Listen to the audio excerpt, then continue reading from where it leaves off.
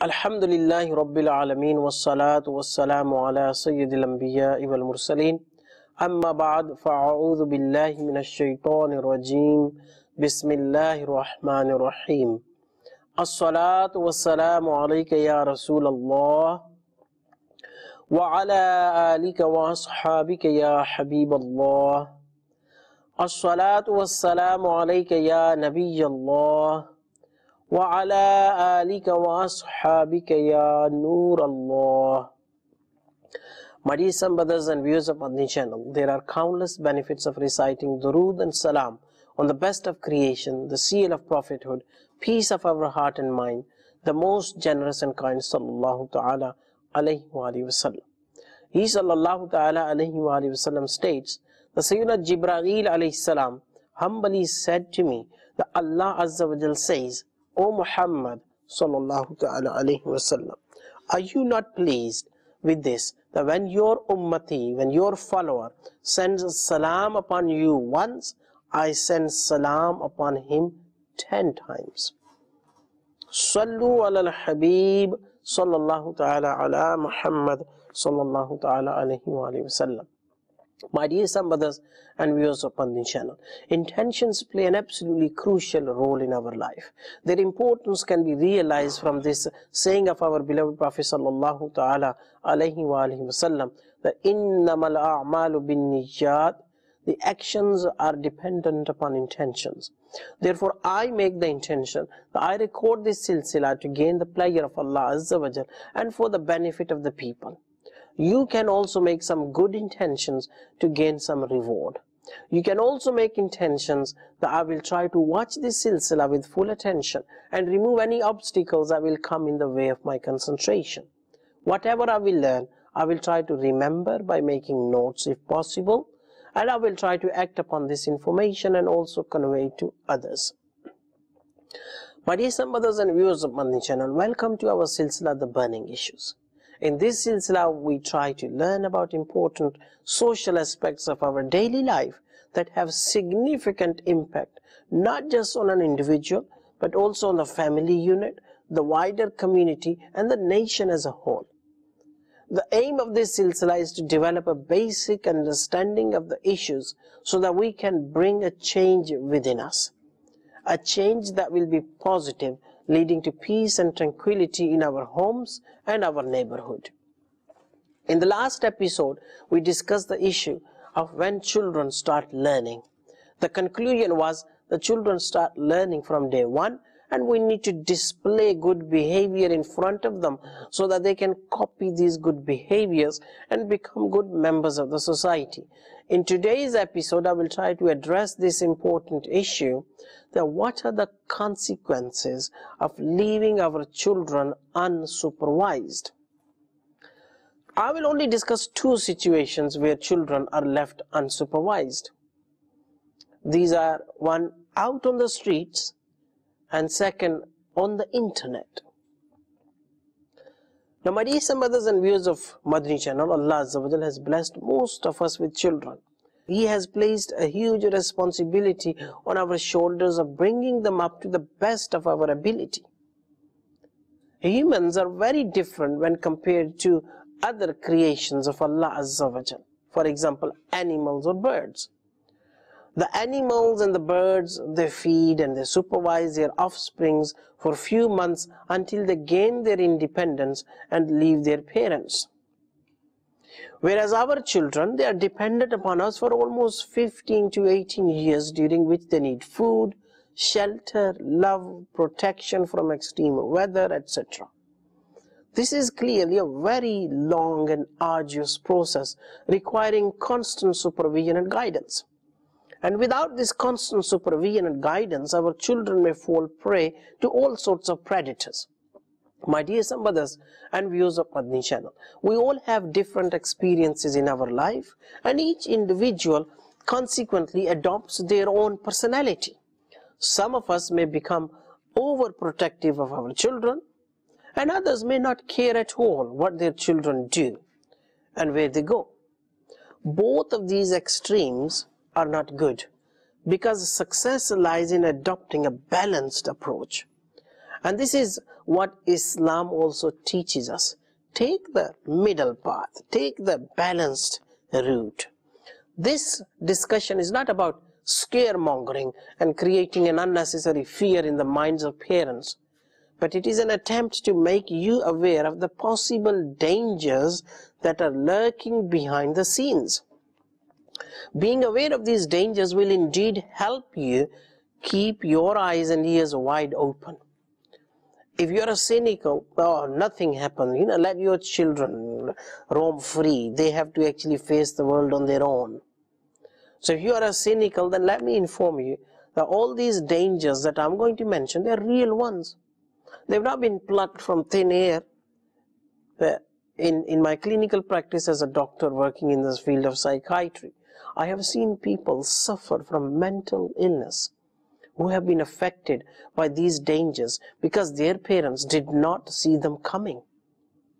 These affected individuals commonly report feelings of resentment towards their parents that they should have been there to protect them. And this is the whole point why I have chosen this topic.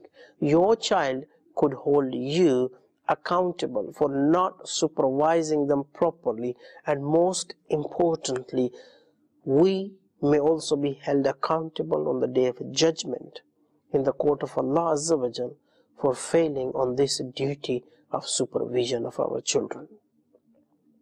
Also remember, my dear brothers and viewers of Madani channel, that by giving your child unsupervised time with others whom you do not know will definitely lead to them copying their habits, because these unknown characters will act like role models for your child.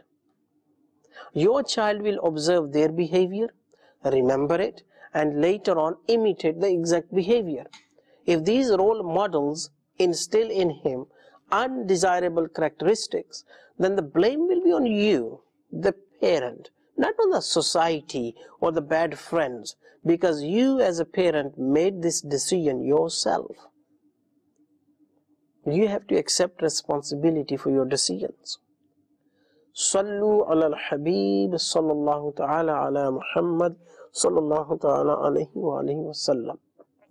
So let us start our discussion on the first section, which is the unsupervised child on the street. There are a number of different risks associated with children being alone or unsupervised on the street, on the road. And the first of these risks is associated with the road safety. There is no argument about this, that children under the age of 16 are one of the most vulnerable road users, in particular child pedestrians, which accounts for the majority of child casualties across all road user types. In contrast to older pedestrians, child pedestrians are not experienced and educated about using the road safely. They therefore are particularly vulnerable to injuries and accidents. Let me present to you some statistics from the Department of Transport. These are obviously figures from United Kingdom. On average, every week in UK, one child dies and 37 children get seriously injured. In 2013, 1,980 children were either killed or seriously injured on the road. The number of children killed or seriously injured increases with age. Most casualties happening around the age of 11 or 12 years. This is why, because children think we are independent and the parents become a little bit lazy. Yes, they can do things on their own, but they cannot. You've not taught them properly. They try to take the independence when they shouldn't, and they end up having accidents.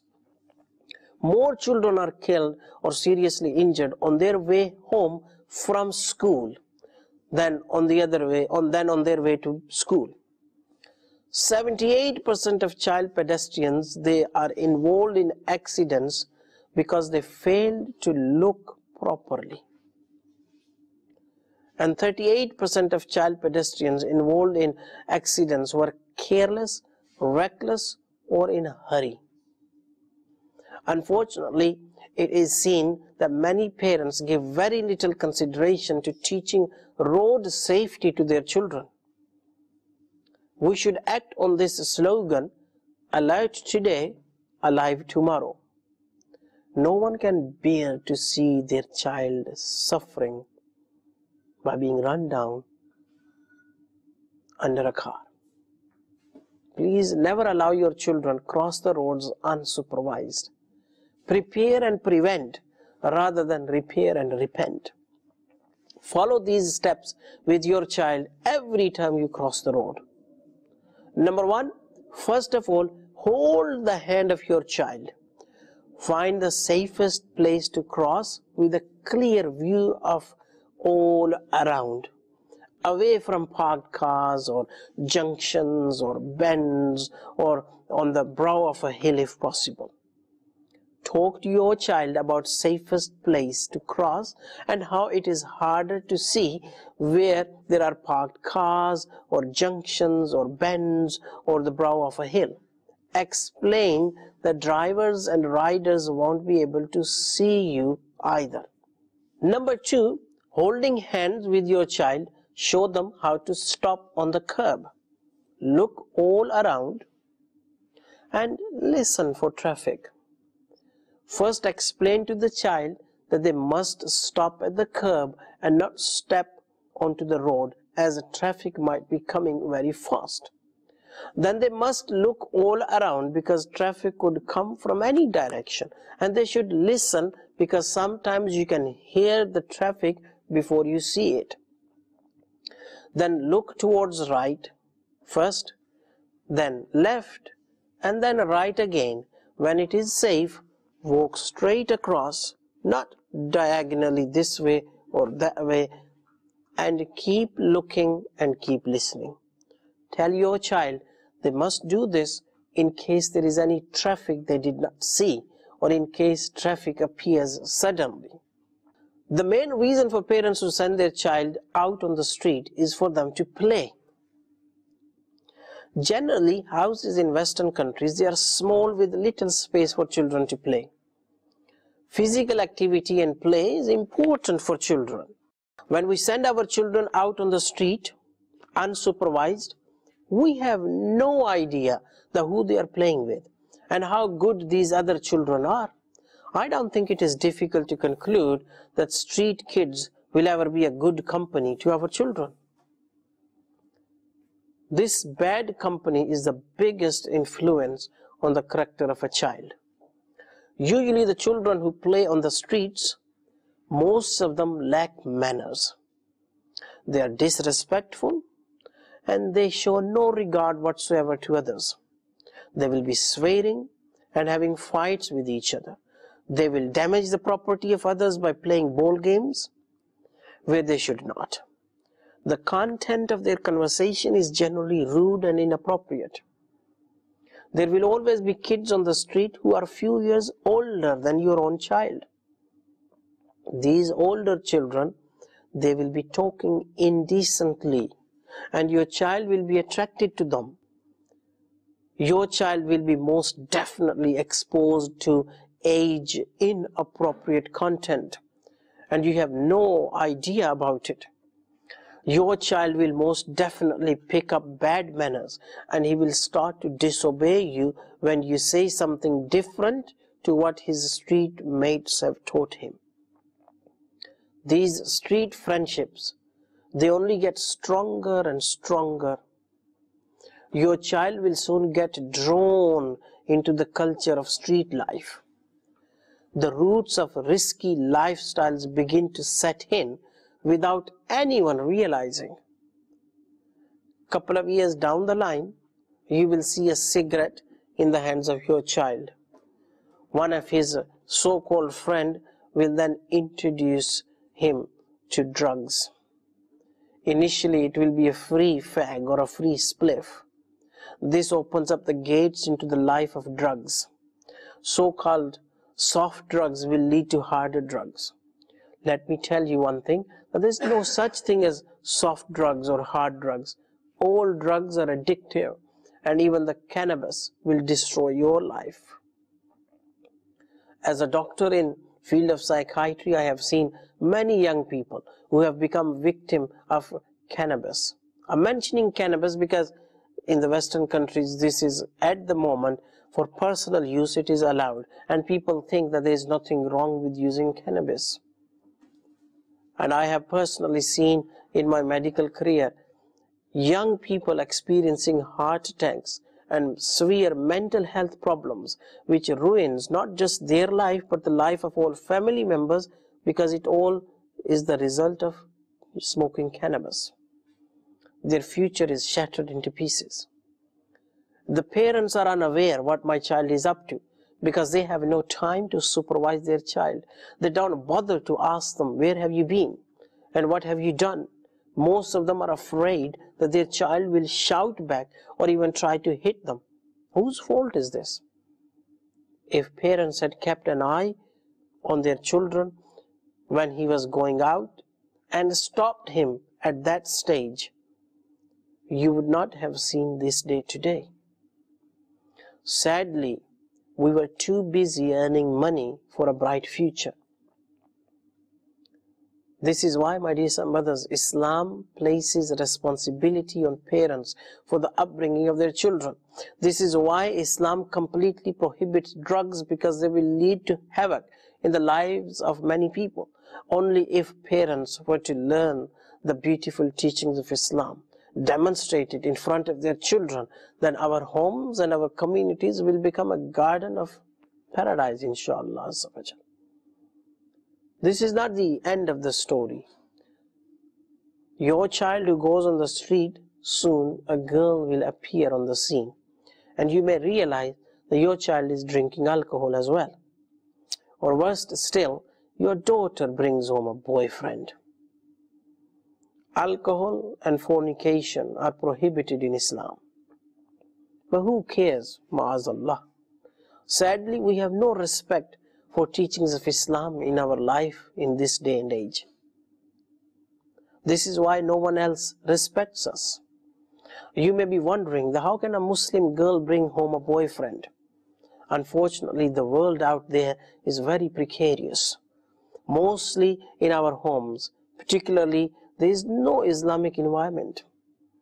This, combined with the right for freedom and open and unsupervised access to the internet, has destroyed our youth. Even our daughters have fallen prey at the hands of desires and lust.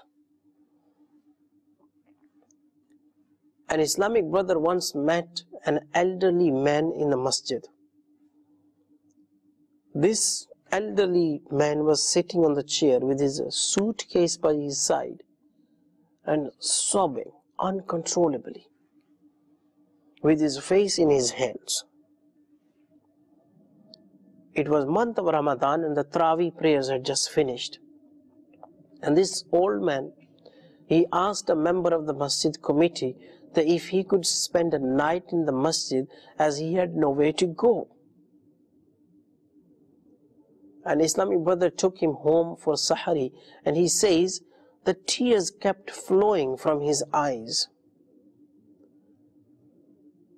And in that sobbing voice, he told that Islamic brother that I had come to visit my daughter from another country. This old man observed that his daughter was actually having an affair. He could not accept this and requested his daughter to stop this relationship. The daughter did not agree, and rather than accepting the advice of her old father, she told him to leave the house. In the month of Ramadan, literally, the daughter, threw her elderly father on the street with his luggage, with his suitcase, nowhere to go. May Allah give this father sabr and make his daughter realize what she has done. I hope no father ever gets to see this day, because I cannot even imagine the pain it will cause. Sometimes we need to reflect on our own actions. Sometimes it is our own carelessness that causes our children to behave in this manner.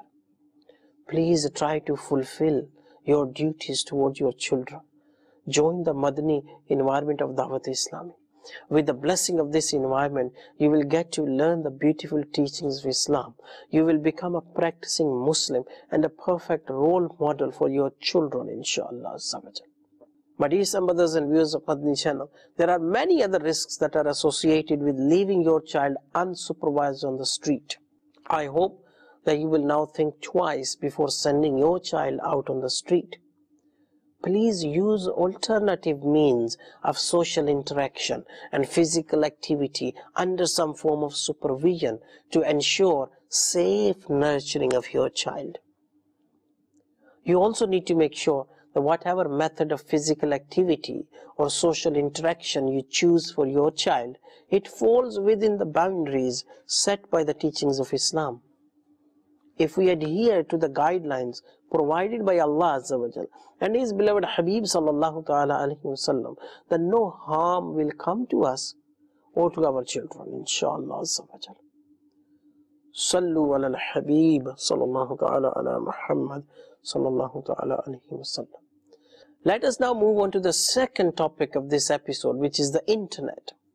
Unsupervised child on the internet. This is a very common problem. Why does it happen?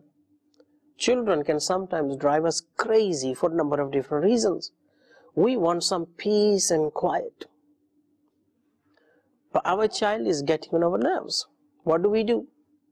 Many parents in this situation, they will give their phone or tablet to their child. The child will happily take it. We have even told them the passwords. The child goes into a corner or upstairs into their bedroom. We take a sigh of relief, a peace at last. My dear brothers and viewers of Madani Channel, it is not peace at last. It is the calm before the storm. There is no doubt the internet is the greatest invention since the printing press. Nothing else has so radically changed the way we learn. Information is available at your fingertips. Whether you are a child trying to learn about the weather or a scientist performing research on genetics, you can get all the information you need simply at the click of a button from the comfort of your own home. Likewise, educating oneself about their religion has been made very easy. A great example of this is the website of Dawat Islam, where you will find all sorts of media in multiple languages which will equip you with essential religious knowledge. Gone are the days when you will go to a bookshop of Dawat Islami and buy an audio cassette of Amir al-Sunnat's bayan, come home and play it on the tape. These days you may be traveling on the bus or train and you want to listen to a particular bayan. Simply use your smartphone to download the bayan from Dawat Islami website, plug in your earphones and enjoy the bayan. But with these benefits come great dangers. All of us, especially parents, should know about these dangers. Internet in the hands of a child and unsupervised can be a lethal weapon. Parents make a big mistake in assuming that our child is safe online. Mostly, parents do not even know what their child does on the internet. Let me first of all tell you what your child is doing when they go online. Children and young people go online to connect with friends and make new friends, to browse the internet for information, chat with others and play games. They may do any of these activities that are going to be mentioned. Search for information or content on search engine. Share images and watch videos through websites or mobile apps. Use social networking websites. Write or reply to messages on forums and message boards. Play games alone or with others through websites, apps or game consoles.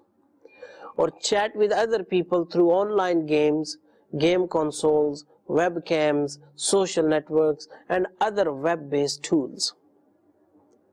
My dear brothers and viewers of Madani Channel, do you ever monitor your child when they watch these videos? What is the content of these videos? Is it appropriate for their age? Most importantly, is it allowed by the teachings of Islam?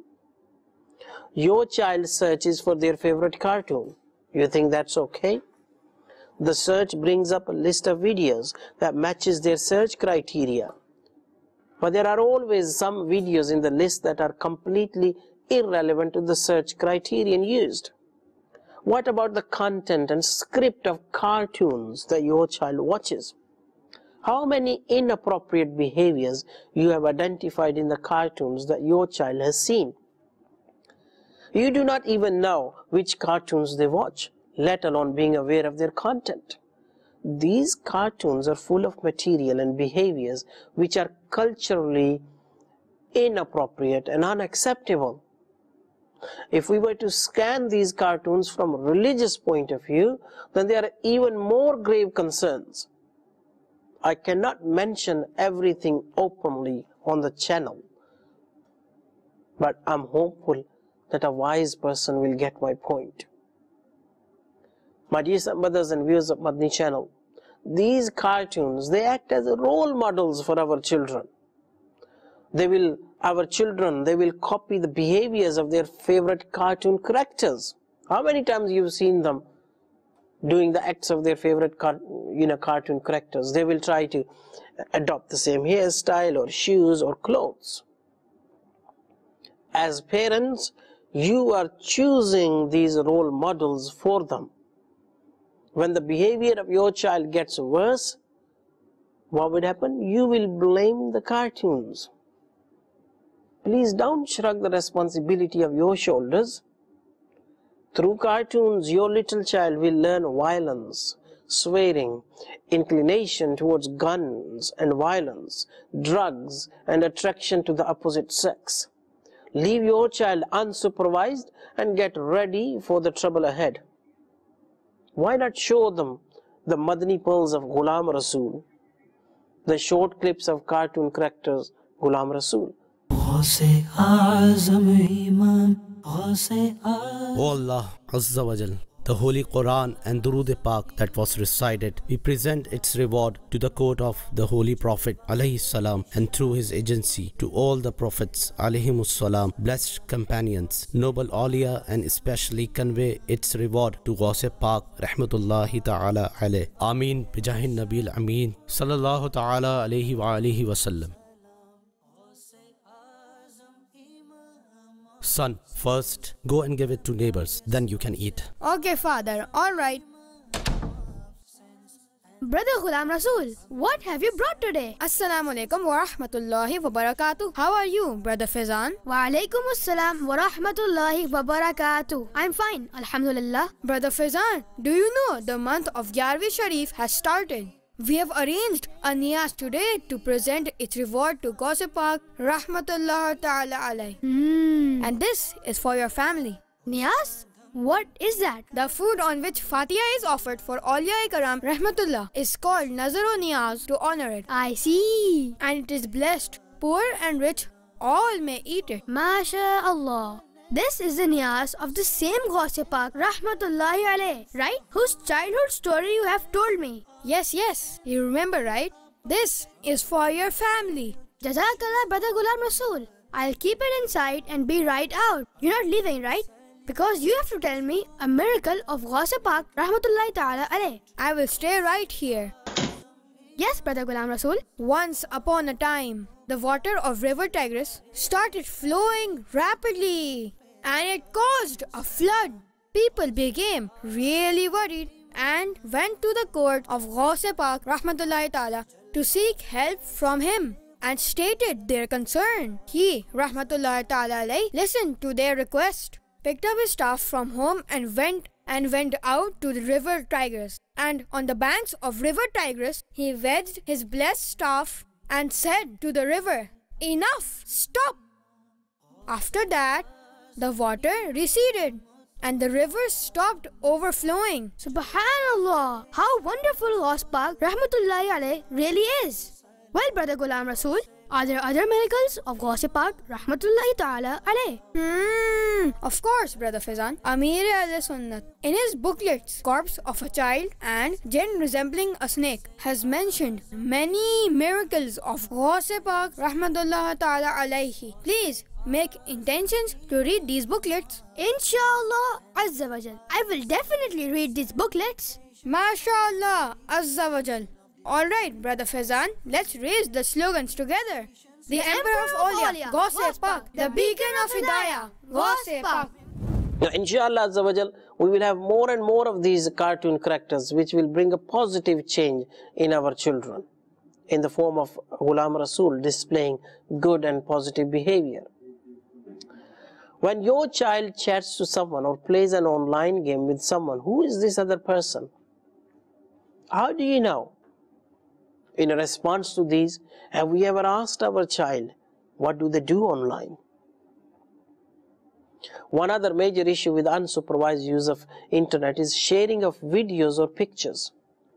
Here I specifically mean images of sexual nature. This may come as a shock to you, but this is what's happening in reality. When teens engage in this risky behavior, many things go wrong. Blackmailing. These days you cannot even check mobile phones of your children. It is their private life. Remember, my dear mothers and viewers of Madani Channel, this privacy destroys the relationships. Parents have every right to monitor each and every single step of their children. Of course, you need to have a relationship of trust with your child for this. And we need to do this in a good manner. Do not mess things up with your child. You need to give time to your children first of all. If you are giving enough time to your child and meeting their needs in every manner, then they will not need to go online at all. Another major issue with internet use is cyberbullying. Bullying happens on both the playground and in the digital world as well. Hurtful words are exchanged, rumors start easily and spread quickly, profiles and emails are hacked, and these types of activities are common today. 96% of young people aged 11 to 19 use some form of online communication tool. 7 in 10 young people aged between 13 and 22 have been a victim of cyberbullying. That is 70%. An estimated 5.4 million young people in the UK have experienced cyberbullying, with 1.3 million subjected to extreme cyberbullying on a daily basis. Many children have committed suicide because of bullying.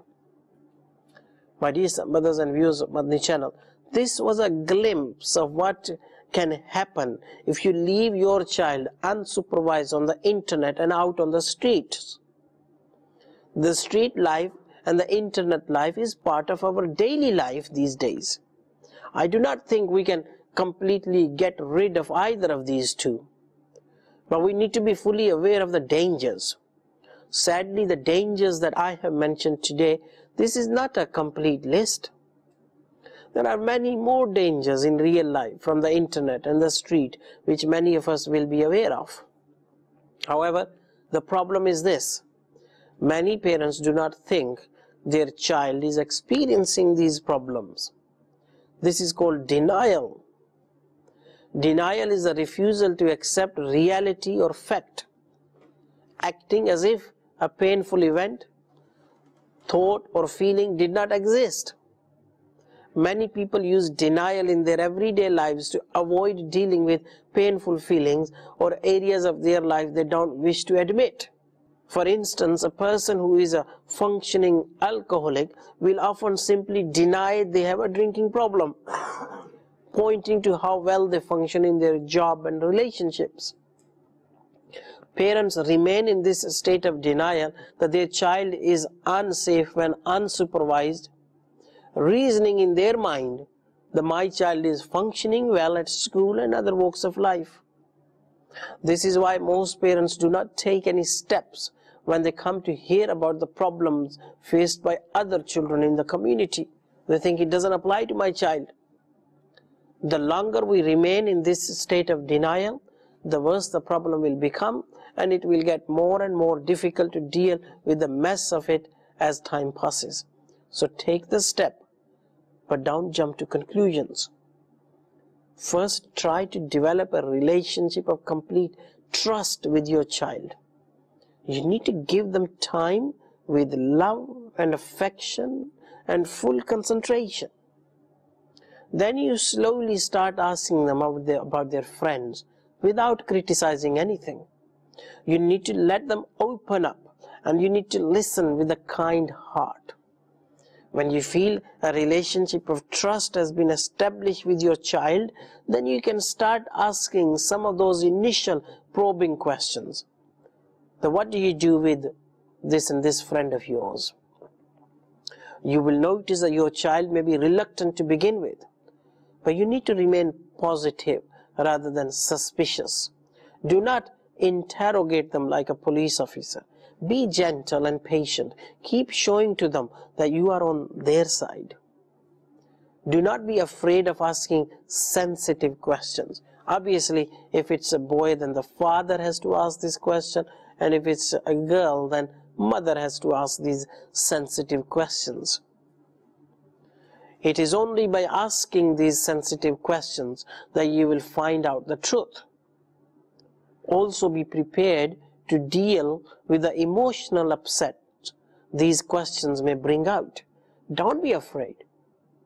But if you leave things late, one day the pain may be too much to bear. Join the Madani environment of Dawat Islami. You will learn how to develop the relationship with your child. Most of what I'm teaching you is what I have learned from the Madani environment of Dawat Islami. Teachings of Islam, they contain so much principles of modern day psychology and psychiatry. Join us in our weekly sunnah inspired ijtimas, and Islamic brothers should make an effort to travel in a Madani kafila. I can guarantee you that if you can do two things, attend a weekly ijtima and travel in a Madani kafila every month, and act upon what you learn, very soon, inshallah azza wa jal, you will notice a change within yourself, and this will improve your relationship with your children tremendously. And once you improve your relationship with your children, then inshallah azza wa jal, they will do as you will demonstrate in front of them. And my dear brothers and viewers of Madani Channel, our aim is that I must strive to reform myself and people of the entire world, inshallah azza wa jal. Keep watching Madani Channel, and inshallah we will come back with another episode of this silsila, The Burning Issues. Sallu ala al-Habib, sallallahu ta'ala ala Muhammad, sallallahu ta'ala alayhi wa alihi wa sallam.